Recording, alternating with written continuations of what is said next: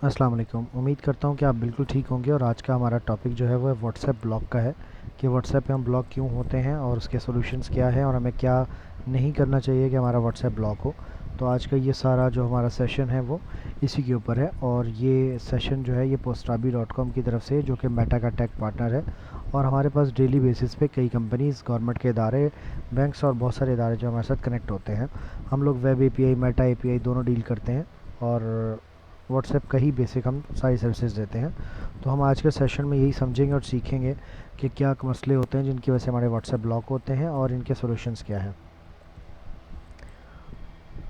तो अब देखें, यहाँ पे हमारे पास कुछ बेसिक चीज़ें हैं। हमें बेसिक समझना है कि व्हाट्सएप किस किस तरह ब्लॉक करता है, उसके कॉज क्या होते हैं, बिहेवियर क्या होते हैं, हमारा स्पैम स्कोर क्या होता है, हमारी रेटिंग क्या होती है, और व्हाट्सएप का एआई सिस्टम कैसे काम करता है और हमें किस तरह से काम करना है ग्रीन जोन में रहते हुए, और अगर हम रिकवर अगर हम ब्लॉक हो गए तो रिकवर कैसे करना। तो ये सेशन का बेसिकली आज का हमारा टॉपिक है।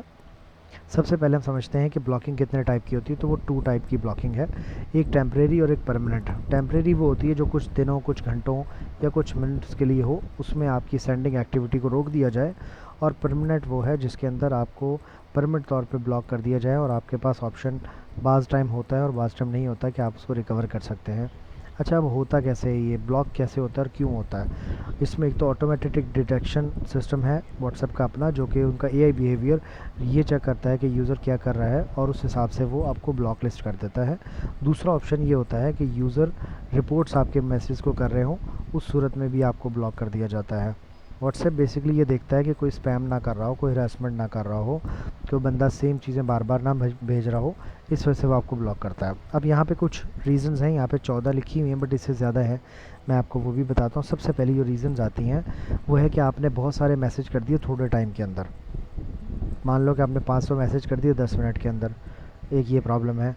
दूसरा, आप उन लोगों को मैसेज कर रहे हो जिनका नंबर आपके पास सेव ही नहीं है, ठीक है, या उन लोगों के पास भी आपका नंबर सेव नहीं है। दूसरा, आप अपने मैसेज के अंदर लिंक्स बहुत ज़्यादा भेजते हैं।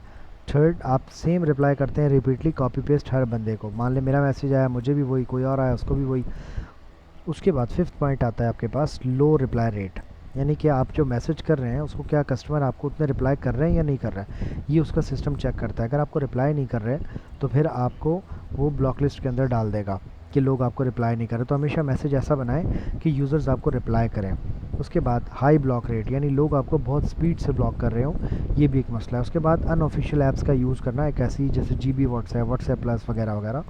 तो ये चीज़ें। अब सबसे पहला जो हमारा पॉइंट है कि टू मैनी मैसेजेस हैं और टू फास्ट है, उसका हल क्या है। उसका हल सर सिंपल सा ये है कि आपका नंबर थोड़ा सा पुराना होना चाहिए और वो नंबर जिससे आप मैसेजेस कर रहे हो वो नंबर आपका नॉर्मली यूज़ होता हो। ऐसा नहीं है कि आप उसको उठा के फ़ौरन से मैसेज पे लगा दें। दूसरा, आपका जो मैसेज है, जिसको भी आप मैसेज कर रहे हैं वो बाय नेम मैसेज करें। मुझे मैसेज कर रहे हैं तो बाय नेम मुझे मैसेज करें। वो कैसे करेंगे, वो सॉफ्टवेयर के अंदर, सॉफ्टवेयर के ट्यूटोरियल में मैंने आपको बताया था कि कैसे आप अपने नाम के साथ मैसेज करते हैं। तो नेम के साथ जब आप मैसेज करते हैं पर्सनलाइज, तो एक जैसा मैसेज नहीं रहता। उसके बाद अपने मैसेज के अंदर लिंक्स कम से कम इस्तेमाल करें, ना होने के बराबर इस्तेमाल करें।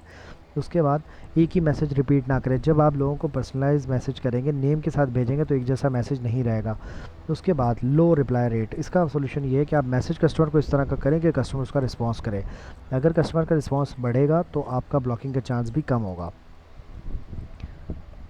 उसके बाद आपका अनऑफिशियल मल्टीपल डिवाइसेस से लॉगिन हो जाना, मतलब मान लो एक आप अफगानिस्तान में लॉगिन हो, एक पाकिस्तान में आपने क्यूआर कोड स्कैन करवा दिया, 3-4 मल्टीपल जगहों से, लोकेशन से अगर आप लॉगिन करवा रहे हो, फेक प्रमोशन कर रहे हो, उस फेक प्रमोशन के अंदर स्पैमी वर्ड्स यूज़ कर रहे हो, तो उसमें आपको ब्लॉक कर देगा। उसके बाद आप स्पैम मैसेज कर रहे हो जिसमें आप job, fake jobs, investment scheme वगैरह, एडल्ट कॉन्टेंट अगर आप कर रहे हो तो उसमें ज़ीरो टॉलरेंस है व्हाट्सएप की। इलीगल प्रोडक्ट्स कर रहे हो उसके ऊपर भी, ठीक है।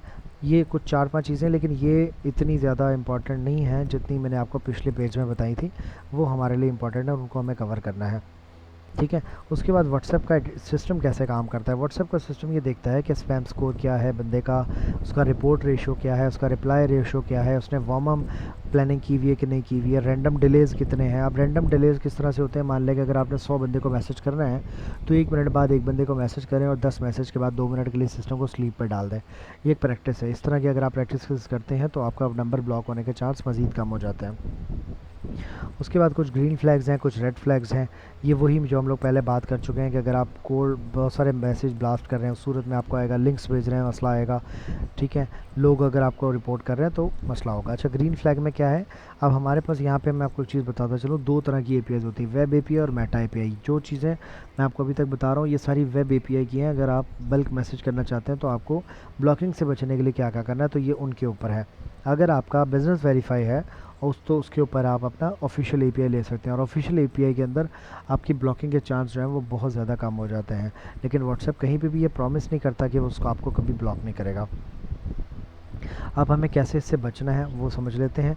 हमें सबसे पहले वार्म अप प्लान करना है। वार्म अप से मुराद कि हमें लोगों को, आज हमारा नंबर है तो हम 10 लोगों को मैसेज कर रहे हैं, उसके बाद हम अगले दिन 15 को कर रहे हैं, फिर 20 को कर रहे हैं, 30 को, 50 को, आहिस्ता आहिस्ता ग्रेजुअली आप बढ़ाएंगे। दूसरा, शेड्यूलिंग मैसेजेस करेंगे, मतलब एकदम से सेंड नहीं करेंगे, जैसे हमने पहले बताया है कि उस हिसाब से आप सेंड करेंगे, 1 बाय 1 करके। रैंडम डिलेज़ को ऐड करेंगे, कभी 50 सेकंड, कभी 30 सेकंड, कभी 10 सेकंड। बिज़नेस का वेरीफाई होना आपके लिए बहुत ज़रूरी है। उसके बाद ऑफिशियल एपीआई अगर आप ले लेते हैं तो वो आपके लिए और ज़्यादा प्लस पॉइंट है।